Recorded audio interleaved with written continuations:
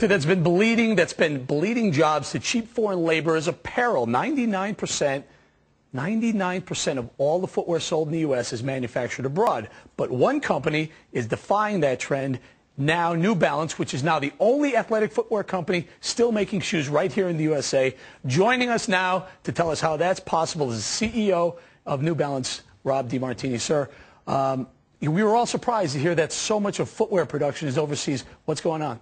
Well, that has been a trend for at least 20 years with it leaving the U.S., but New Balance has been making shoes in New England since 1938, and we still make 25% of our product in our 5 factories. So we figured out how to make it work. Now, did you keep the 25% here because of the Buy USA clause, or because in fact you're doing it for economic reasons?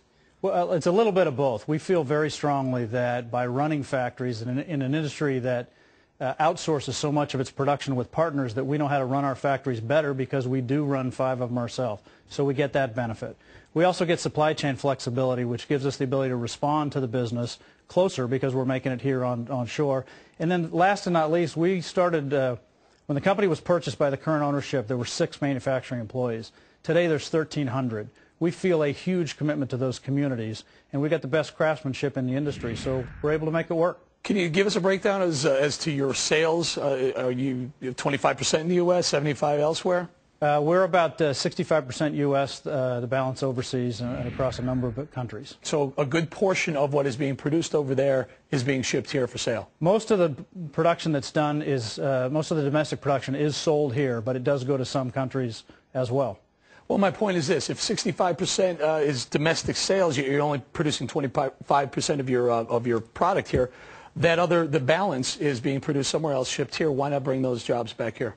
If we can find the right formula to do that, we will. We also operate a factory in the UK, and it has a similar model to what we do in our U.S. factories. Now, Rod mentioned the value tax rebate out of China. Are you seeing any of that? What we have seen over the last year, and I think Rod touched on this, is the cost of doing business in China is rising. And to the degree there's been a gap, it's narrowing significantly, driven partly by the cost of doing business there and partly by the fuel increases that we went through last year. And another thing I'm seeing, just to jump in, a lot of companies, not only with manufacturing, but with call centers and the trend we saw over the past few years, it's a big headache often to do business overseas. If you can bring it home, if you can keep it at home, I think that's often the first point of departure for a lot of companies because it saves them a lot of headaches. I would imagine you can have more control when your name is literally on the door. What about, a lot of people are pointing the finger at cap and trade saying it's going to cost more to manufacture stuff here. Do you see any bump in your cost of doing business here if a cap and trade bill is passed? I'm not sure of the impact of that yet, but we're looking at it very closely, and we're committed to that domestic manufacturing, so we will figure out how to make that work. Now, your sneakers, they're beautiful, by the way. And by the way, the best running shoes I've ever worn.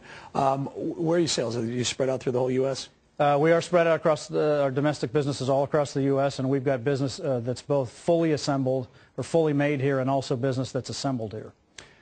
Nike, your biggest competitor?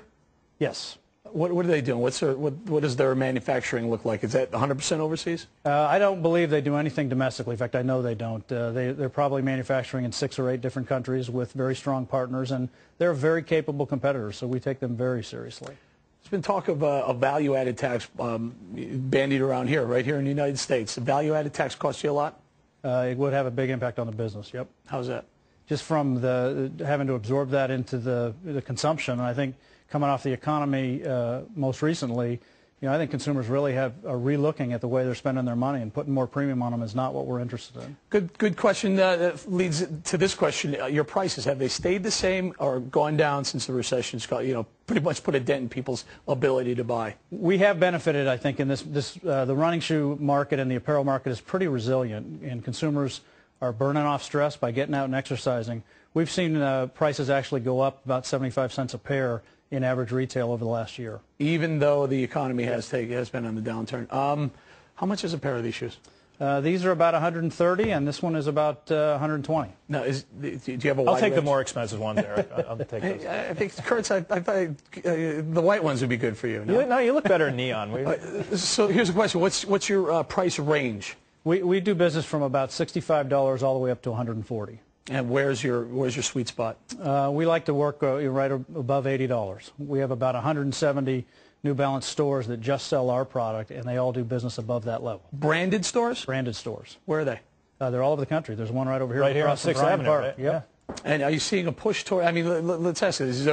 Are people more willing to go into a branded store, or are they going to buy their sneakers at a Foot Locker?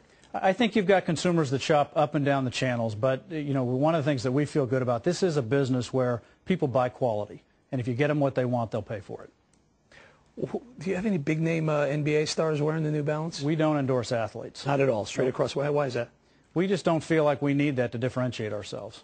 Interesting. Kurtz, what do you think about not endorse that policy to not endorse? I was actually just going to say, I mean, we actually hadn't met till tonight, but I confess I'm a bit of a sneaker addict. And I think one of the things I see as an observer of New Balance is the loyalty. And I think that speaks to probably your question about the branded stores and not needing endorsements, that, you know, Nike may fill the shelves of a big box retailer, but the enthusiasts I know that wear New Balance, they absolutely love them. They won't run in anything else. And I think that's something that you build over time and you cultivate as a brand. So to me, the model seems to make sense.